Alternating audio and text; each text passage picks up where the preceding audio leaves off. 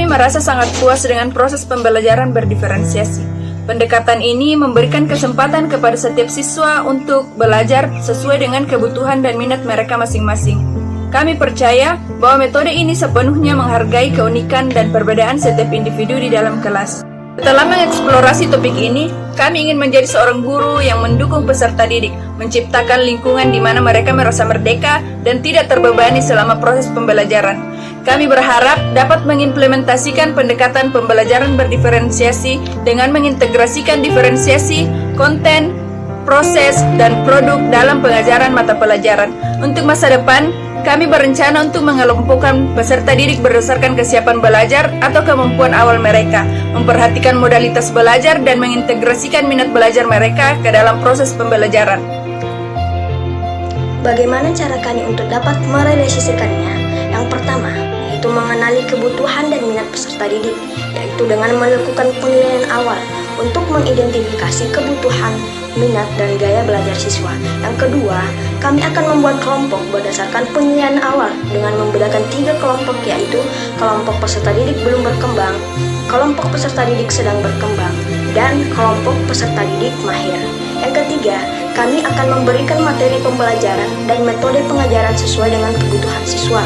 Kami memvariasikan gaya pengajaran seperti ceramah, diskusi, proyek, atau penugasan individu.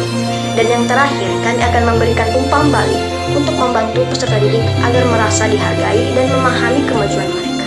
Apa yang melatar belakangi dan sejatinya setiap individu itu berbeda satu dengan yang lainnya. Begitu juga setiap peserta didik di kelas itu berbeda satu dengan yang lainnya. Begitu banyak kebutuhan peserta didik yang harus dipenuhi.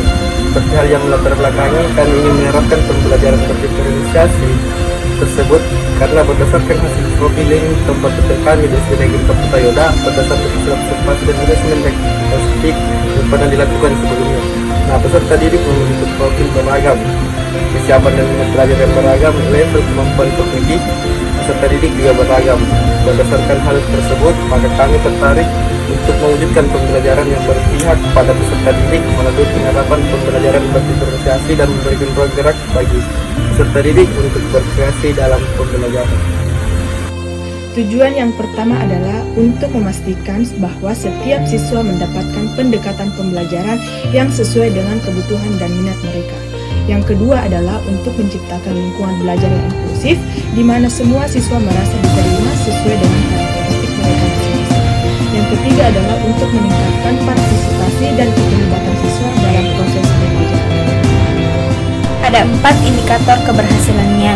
Yang pertama, peningkatan hasil belajar, di mana peningkatan ini dapat diukur melalui pemahaman yang lebih baik, penguasaan keterampilan, dan kemampuan peserta didik untuk menerapkan pengetahuan yang mereka peroleh dalam konteks yang berbeda. Kedua, peningkatan keterampilan sosial dan emosional. Indikator keberhasilan dalam hal ini dapat mencakup peningkatan kemampuan peserta didik dalam bekerja dalam tim, berkomunikasi secara efektif, mengelola emosi, dan beradaptasi dengan perbedaan setiap individu.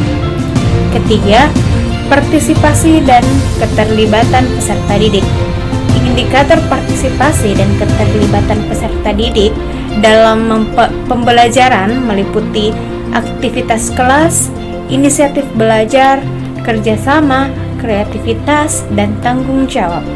Yang keempat, sejauh mana peserta didik merasa didukung dan diberdayakan dalam proses pembelajaran. Indikator ini bisa dilihat dari lingkungan yang inklusif, hubungan positif guru dan siswa, keterlibatan siswa dalam pengambilan keputusan, adanya umpan balik, dan dukungan sosial. Langkah yang pertama adalah identifikasi indikator keberhasilan yang relevan dengan pembelajaran berdiferensiasi. Yang kedua adalah menilai peserta didik sesuai dengan indikator keberhasilan. Yang ketiga adalah menganalisis nilai peserta didik untuk mengevaluasi keberhasilan pembelajaran berdiferensiasi. Yang keempat adalah merefleksikan dan mengevaluasi strategi pembelajaran yang digunakan. Yang kelima adalah melakukan penyesuaian dan perbaikan berdasarkan hasil analisis. Dan yang keenam adalah monitor dan evaluasi implementasi perubahan yang dilakukan. Dan yang terakhir adalah kolaborasi dengan rekan sejawat dan refleksi secara teratur.